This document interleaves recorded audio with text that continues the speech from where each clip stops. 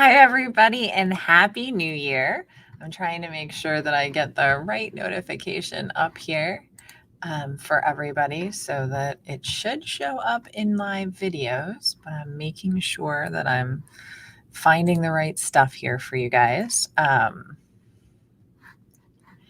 I hope everybody had a Merry Christmas and a Happy New Year. I'm so excited for 2022 and very optimistic about what that might mean for me and my business and my clients and everybody that I help.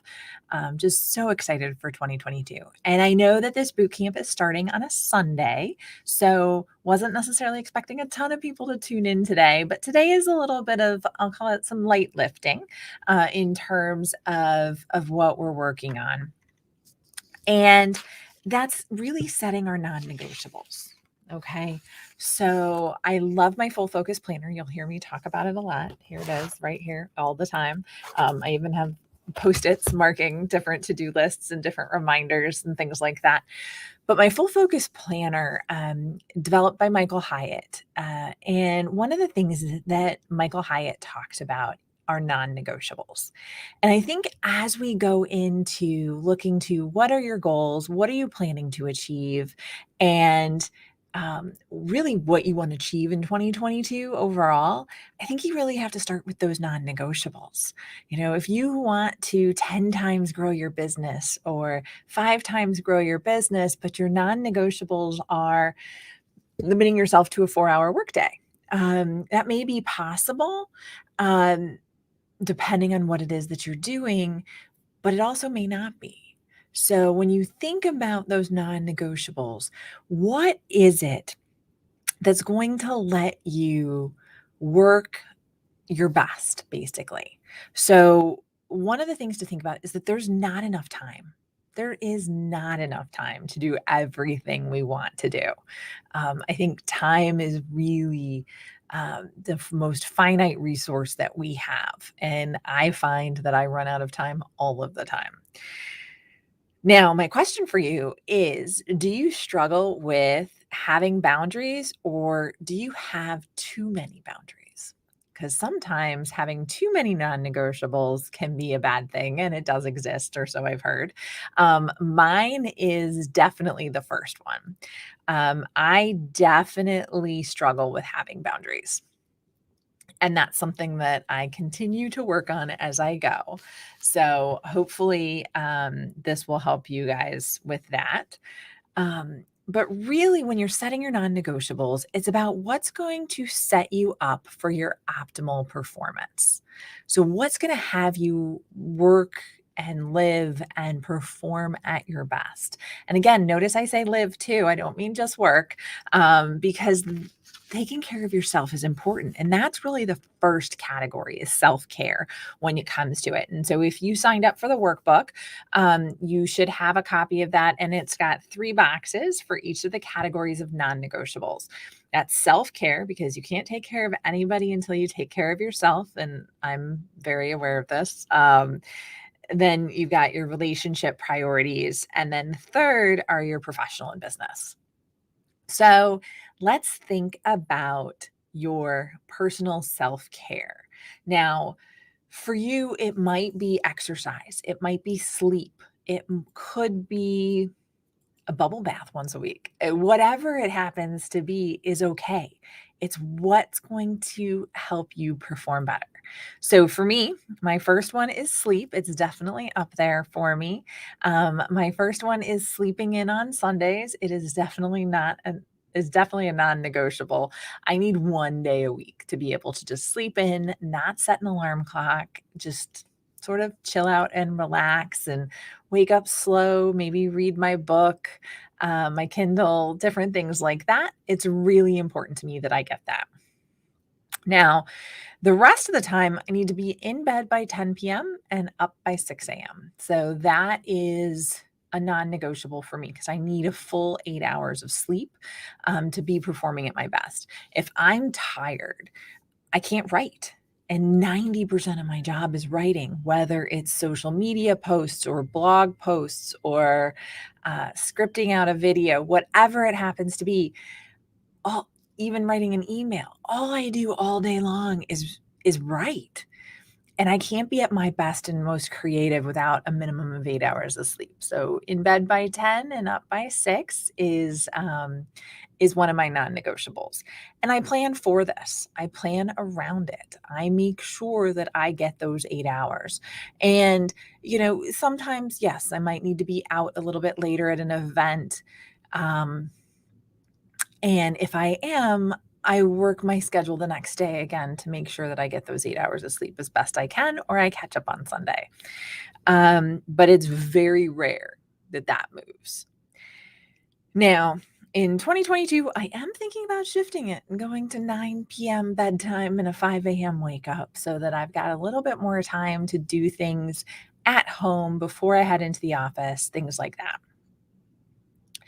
And then my workday startup ritual is also a non-negotiable. I have a friend who does not check email until 11 o'clock in the morning. And what he says is that way he doesn't, nobody else runs his day. He gets to run his day. And I'm like, wow, that's a different way of thinking of things. For me, that's definitely not it. I would have a panic attack if I didn't have email checked and filled out at the beginning of the day. So my goal every morning is to get to inbox 0. So that is all of my emails either handled, touched, filed, or scheduled for another time. I use an awesome tool called SaneBox. It's SANEBOX. And it'll let me snooze emails for a couple of hours or for a day or 2 days or till the weekend if it's like professional development stuff that I want to watch and read and listen to.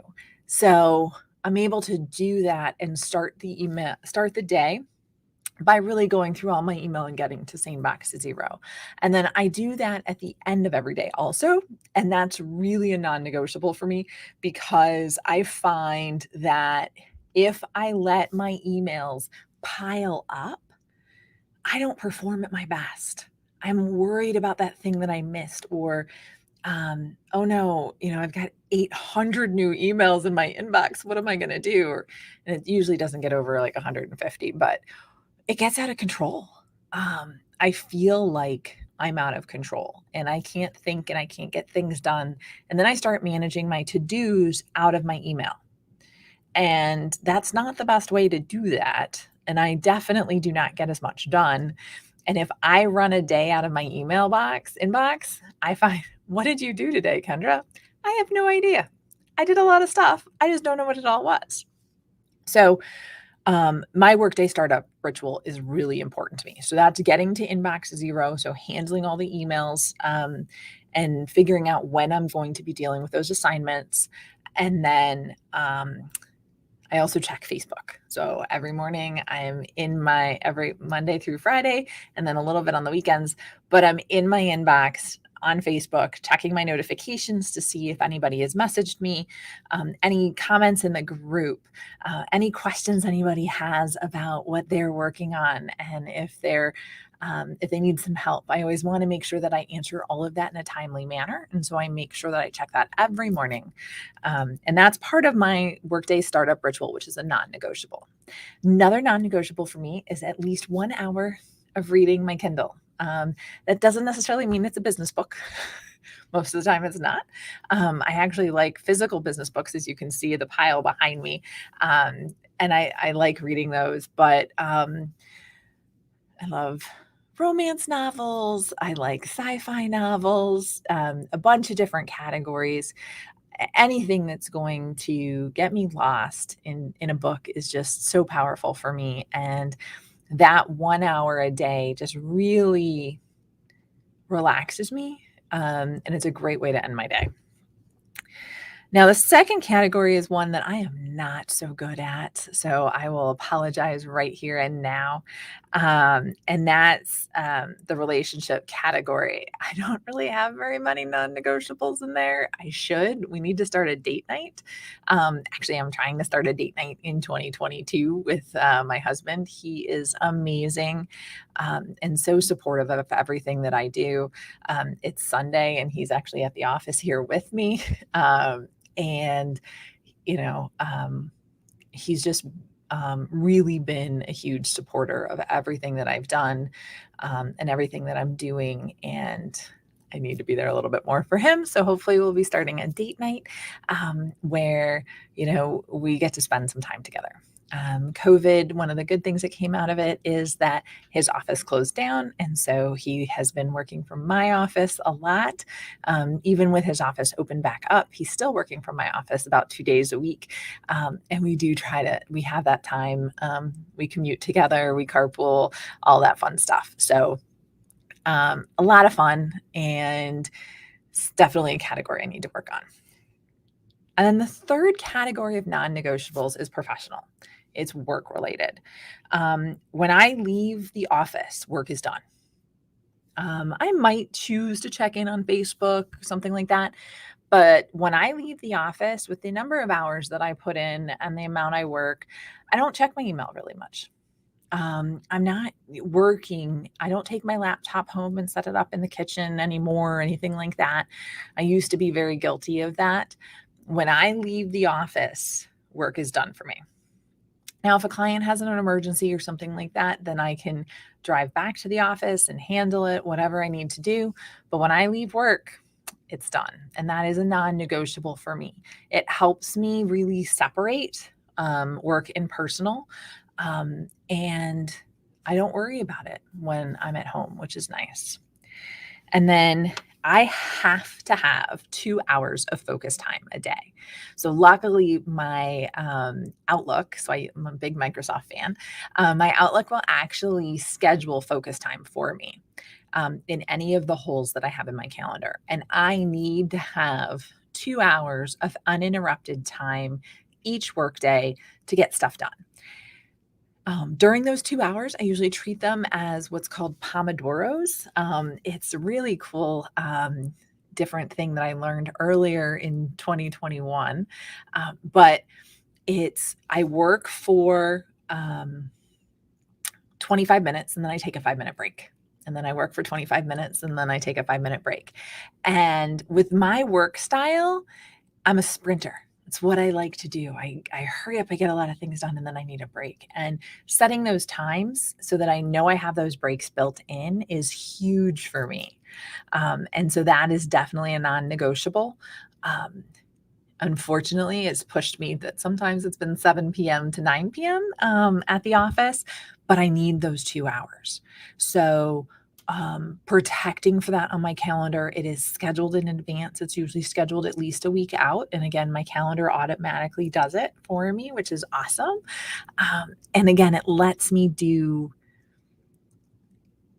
what I need to do and gives me that concentrated work time, which is extremely important to me.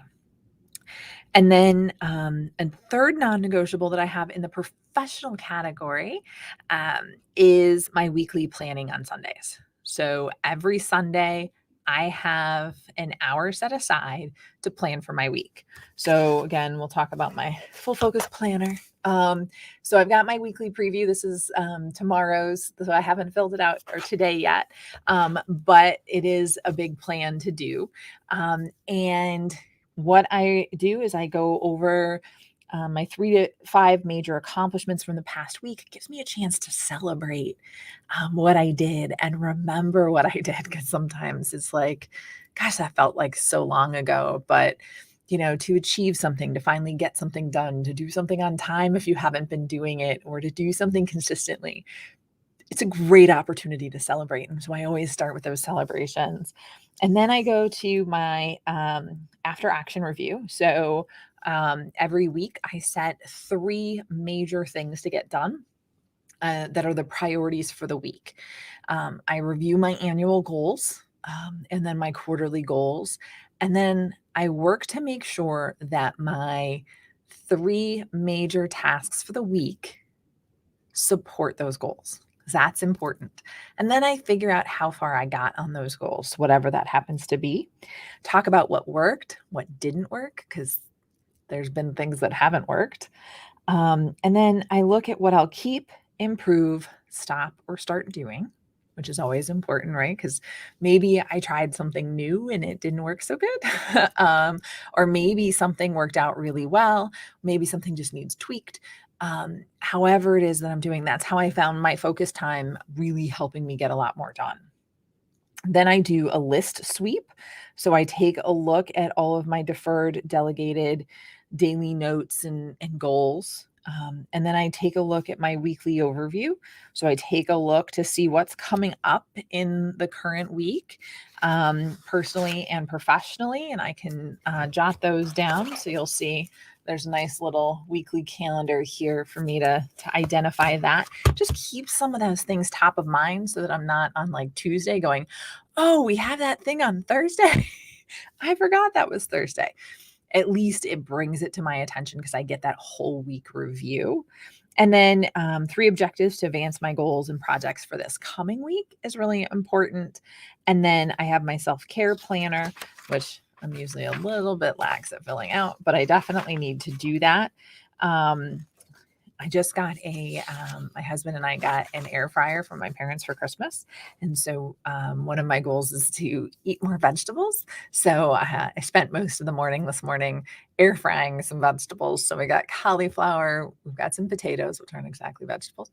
I don't think they're starches, and then I've got some carrots and zucchini and let's see, a bunch of different vegetables that we roasted in the air fryer. So super excited about that and hoping that that's going to become a habit of things that we're making on Sunday.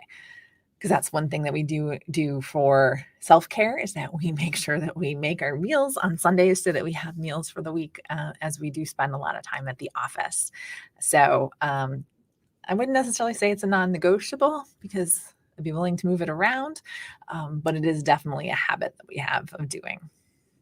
Now, what I want you to think about when you're setting your non-negotiables is that you should have no more than 2 to 4 per category, because some of these are going to be new for you and you don't want to like take on like 20 new habits, right? So setting habits takes time.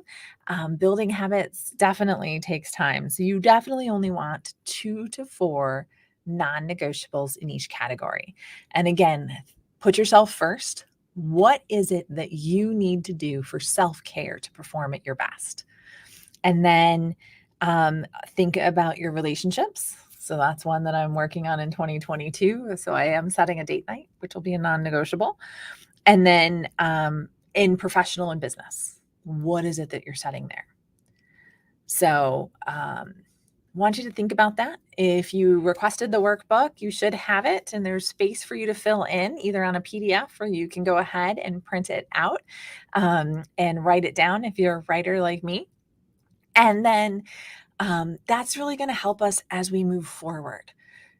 Tomorrow, we're going to talk about setting your why, finding your why. If you haven't watched Simon Sinek's video, then you definitely need to. There's a link to it in the workbook.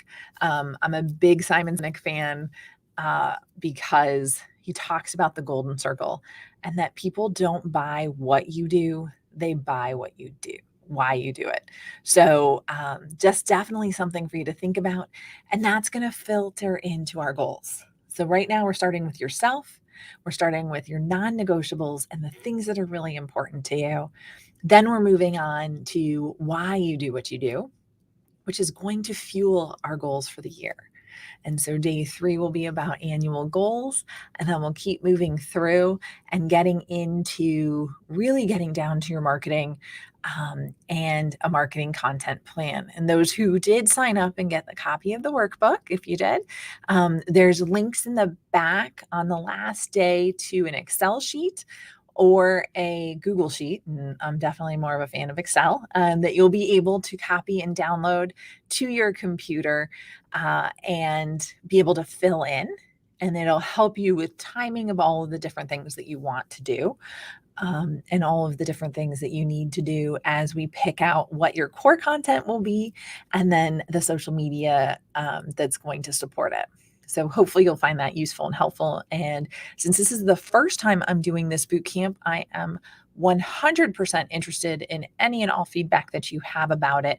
So if there's something else that I can make available to you or other things that I can create for you, please let me know so that either I can do it in the future or if it's something I can do during this boot camp, I'd be happy to put it together too.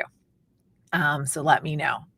And then I'd love to hear what are your non-negotiables. So I'm going to start a thread in the Facebook group. So you can go, if you're watching this on YouTube and you're not a member of the Facebook group, you can go to kendracorbin.com /group or it's / whatever. I get those confused. I think it's the one by the question mark on your keyboard. But when you're doing that, and when you're thinking about, again, your non-negotiables, I'd love to hear what yours are. I would love to have you join in the conversation. And let us know some wins that you have. So as you're working through your planning, I'd love to hear your wins. I'd love to hear what's working from you and learn from you too. And I will be sharing as much as I can throughout this session too. If you have any questions, you can enter them in the chat here on this video if you're watching live. So thank you for joining me live. And for any of you that are watching this in a recorded version, just post your questions anywhere inside the Facebook group. Again, I check that several times a day, definitely every morning. And I'll be happy to jump in. But again, I'd love to hear what your non-negotiables are. I shared some of mine, some of the ones that I need to work on.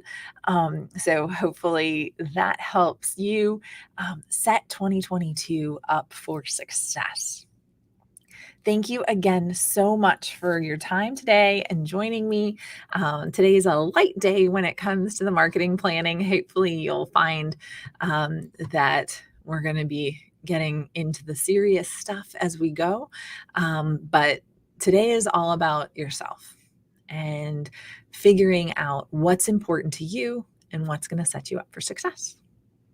Thank you again so much for your time, and I wish you a happy rest of your Sunday.